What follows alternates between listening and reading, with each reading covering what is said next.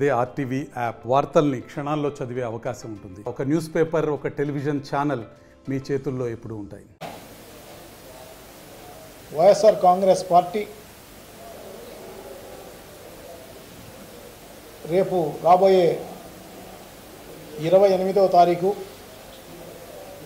ఒక ప్రజా ఉద్యమాన్ని చేపట్టే కార్యక్రమం చేస్తాం. ఎందుకంటే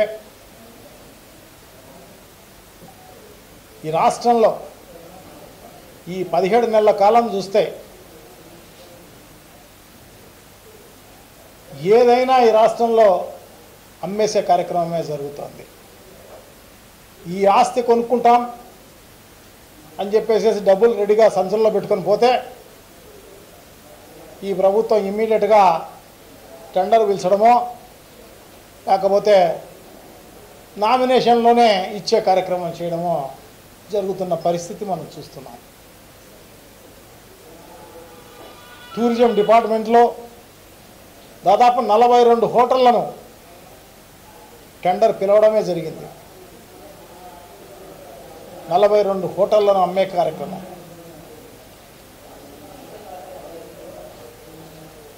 సో అదే కాకుండా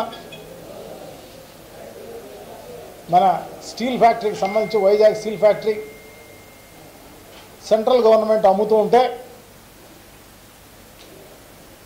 వీళ్ళు ఇక్కడ లంచాలు కమిషన్లు తీసుకొని వాళ్లకు వంత పాడే కార్యక్రమం జరుగుతుంది.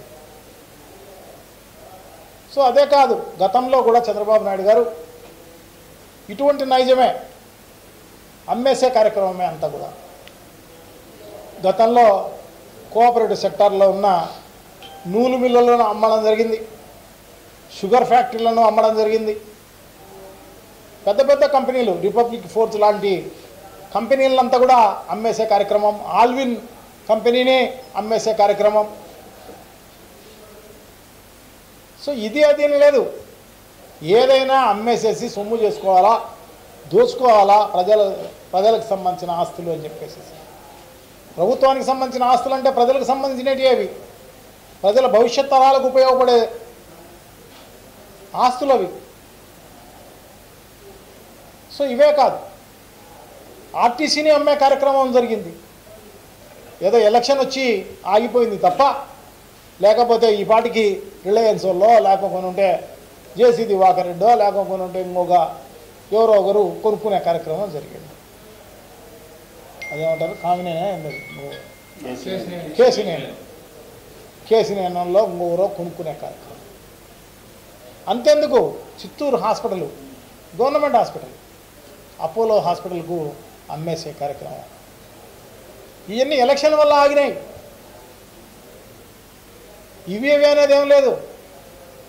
మా కడపలో ఓల్డ్ రిమ్స్కి సంబంధించి హాస్పిటల్, అది నడిబొడ్డులో ఉంది, దీన్ని కూడా అమ్మేసే కార్యక్రమం గతంలో జరిగిన పరిస్థితి.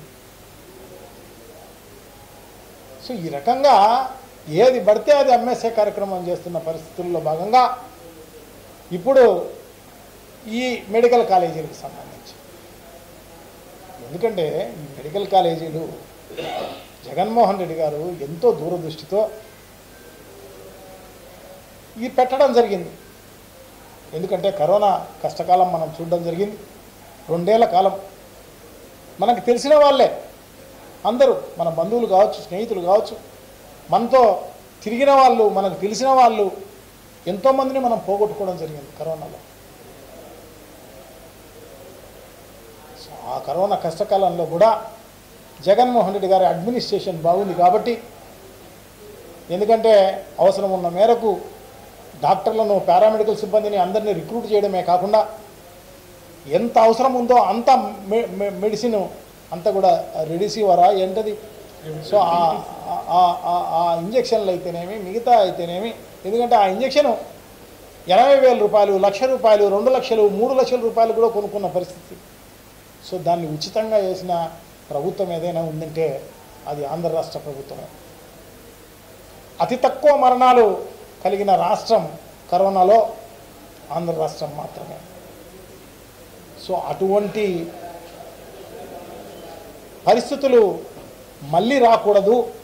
ఒకవేళ వస్తే ఈ ప్రభుత్వం ఎదుర్కొనే విధంగా ఉండాలి. ఎందుకంటే ఈ రాష్ట్రంలో రాజధాని లేని రాష్ట్రం కాబట్టి హాస్పిటళ్ళు, పెద్ద హాస్పిటల్ ఏంటి, చెప్పుకోదగ్గ హాస్పిటల్ ఏంటి లేవు అప్పుడున్న పరిస్థితుల్లో. సో అటువంటి పరిస్థితుల్లో ఖచ్చితంగా ఇటువంటి సిచ్యువేషన్లో ఎదుర్కోవాలి అంటే ఆ రకమైన పరిస్థితులన్నీ కూడా ఆ రకంగా తయారు చేసుకోవాల్సిన అవసరం ఉంది అన్న ఉద్దేశంతో జగన్మోహన్ రెడ్డి గారు దూరదృష్టితో, ఎందుకంటే ఒక వికేంద్రీకరణలో భాగంగా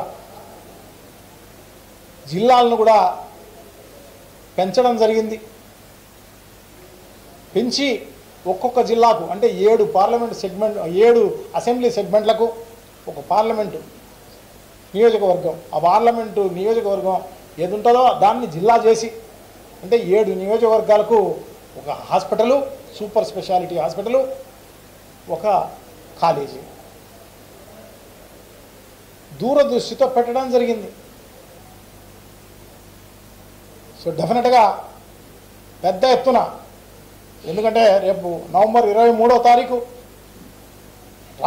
మన గవర్నర్ గారిని కలిసి ఈ 1 కోటి సంతకాలు సేకరించి ఇవన్నీ కూడా జినైన్గా తీసుకుపోయి, ఎందుకంటే కుడి చేత్తో ఎడమ చేత్తో సంతకాలు కాదు, 100% వాళ్ళ డీటెయిల్స్తో సహా వాళ్ళ పేరు, వాళ్ళ అడ్రస్సు, వాళ్ళ ఫోన్ నెంబరు అథెంటిక్గా రాసి సంతకం చేసి ఆ సంతకాలు తీసుకుపోయి ఇచ్చే కార్యక్రమం జరుగుతోంది. ఒట్టి సంతకాల సేకరణ కోసమే కాదు, గవర్నర్ రిప్రజెంటేషనే కాదు, ఇది ఆగేంత వరకు కూడా ఖచ్చితంగా వైఎస్ఆర్ కాంగ్రెస్ పార్టీ భవిష్యత్తులో ఉద్యమం చేస్తుంది అని చెప్పేసి తెలియజేసుకుంటున్నాం. ఈ ప్రభుత్వాన్ని మెడలు వంచే కార్యక్రమం చేసేనా దీన్ని ఆపే కార్యక్రమం చేస్తామని చెప్పి తెలియజేసుకుంటున్నాం. ఎందుకంటే దీన్ని 4 దానిలకు 4 హాస్పిటళ్ళు, 4 కాలేజీలకు సంబంధించి టెండర్ కూడా పిలవడం జరిగింది 15-20 రోజుల కిందట. పులివెందుల కాలేజీ కూడా ఉంది దాంట్లో. సో ఇవన్నీ కూడా ఆపాలి అని చెప్పేసి గట్టిగా డిమాండ్ చేస్తున్నాం. సో ఆ 1 కోటి సంతకాల సేకరణే కాకుండా రేపు 28వ తారీఖు ప్రతి నియోజకవర్గంలోనూ ర్యాలీలు నిర్వహించే కార్యక్రమం పెద్ద ఎత్తున చేపట్టాలి అని చెప్పేసి మేము వైఎస్ఆర్ కాంగ్రెస్ పార్టీ నిర్ణయించడం జరిగింది. సో దీనికి సంబంధించి ఎవరైతే కలిసి వస్తారో, కలిసి వచ్చే వాళ్ళందరినీ కలుపుకొని, అన్ని పార్టీలకు సంబంధించిన వాళ్ళైతేనేమి మిగతా వాళ్ళందరూ కూడా ఎవరు కలిసి వస్తారో వాళ్ళందరితో కలుపుకొని పెద్ద ఎత్తున ర్యాలీలు నిర్వహించే కార్యక్రమం చేద్దాము అని చెప్పేసి మీకు అందరికీ కూడా తెలియజేసుకుంటూ, సో ప్రజలందరూ కూడా ఇది మన ఆస్తులు అమ్ముతున్నారు, ఖచ్చితంగా మనం దీన్ని నిలువరించాల్సిన అవసరం తప్పకుండా ఉంది. సో ఇటువంటి అన్యాయాన్ని మనం ఖచ్చితంగా ఆపాల్సిన అవసరం తప్పకుండా ఉంది. సో ఈ ప్రభుత్వానికి మెడలు వంచాల్సిన అవసరం తప్పకుండా ఉంది. సో ఇవన్నీ జరగాలి అంటే మనం ప్రతి ఒక్కరము రోడ్డుపైకి రావాల్సిన అవసరం తప్పకుండా ఉంది.